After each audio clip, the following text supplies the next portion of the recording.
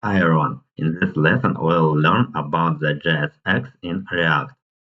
What is JSX? JSX, which stands for JavaScript XML, is a syntax extension for JavaScript that is commonly used with React to describe what the UI should look like.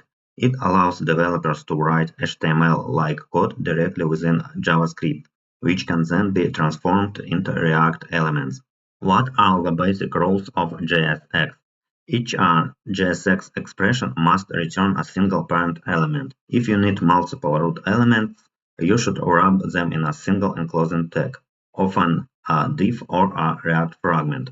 In JSX, attributes follow camel case naming conventions, which align with JavaScript's standard naming practices. This includes properties like class name and HTML form.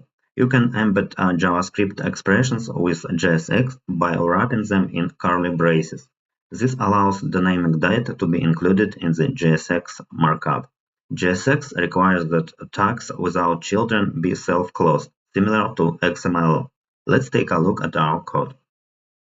I opened the code from previous lesson, and we have app functional component, and inside the return we have our JSX. And as you can see, we have two elements, h1 and h2. And according to JSX rules, we need to add some tag, parent tag, and here is a React fragment.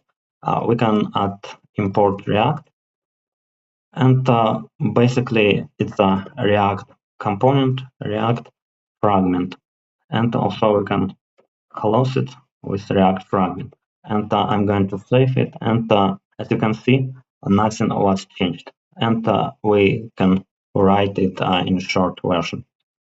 Under the hood, JSX is transformed into JavaScript functional calls. This transformation is usually handled by tools like Babel during the build process. But now I'm going to write this code without JSX. But I want to change it a bit at div and with class name container and add some ID main. Okay, and I need to close this stack. And now I'm going to comment out this code and return my JavaScript code. And I'm going to use React and function create element inside React. And we need to provide the name of our type input, the name of our element, and also then we need to provide our props and all attributes. It will be class name, and it's an object, and we need container as we have for our div, and also we need to add id, and we have id main. And now we can pass all our children. And we have h1 and h2 tags as children. And we need to also call function React create element for h1 and h2 tags. And I'm going to do it. It will be React create element, and for h1 tag, and we don't have any properties, props, and as children we have just plain text, and it will be hello world. And also the same React create element we need to for our h2 tag, but we need to change text. And I'm going to save it and check. As you can see, nothing was changed, and I can add some text in React create app or without JSX. And as you can see, we have h2 tag and without JSX. And now I can remove all this. It was just in learning purposes. The next rule is that you need to use camel case for your attributes, and you need to use class name like this instead of class in HTML. And the next rule that you can use curly braces to add JavaScript code. Let me add const name.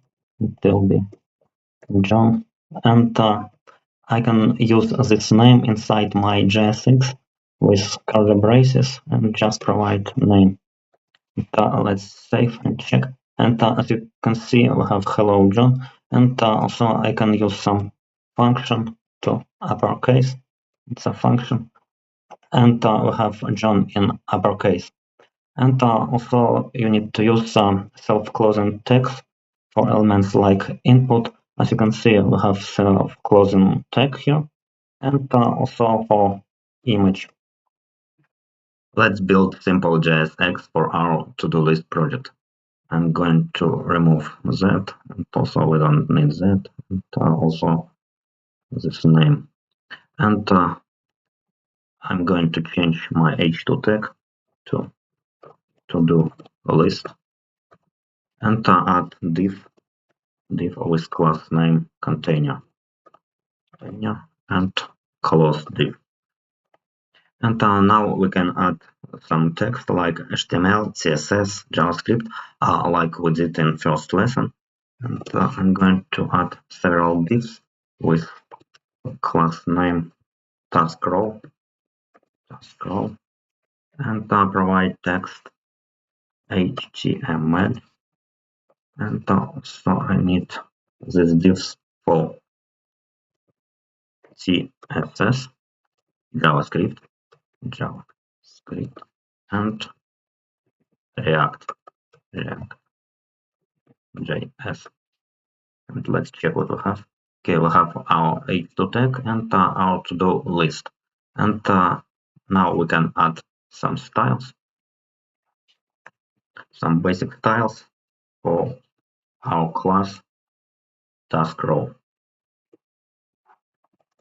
And I'm going to make it display flex and add some paddings like 0.3 rem and 0.5 rem for left right, and margin 0.2 rem for all sides, and also let's add border button, and it will be 1 pixel solid gray. Let's check what we have. As you can see, the styles were changed. We have our border bottom and our paddings and margins. And now we can add completed class name to complete our task. I'm going to add some completed to HTML, CSS, and JavaScript. And let's add styles for that. And styles will be text, decoration, just line through, and let's change color to gray, and it will be that. And let's check. As you can see, the styles were changed. We have cross text, and the color was changed. And that's all what I have for this lesson. If you like the video, subscribe to my DevWeb app channel. Thank you for watching. Goodbye.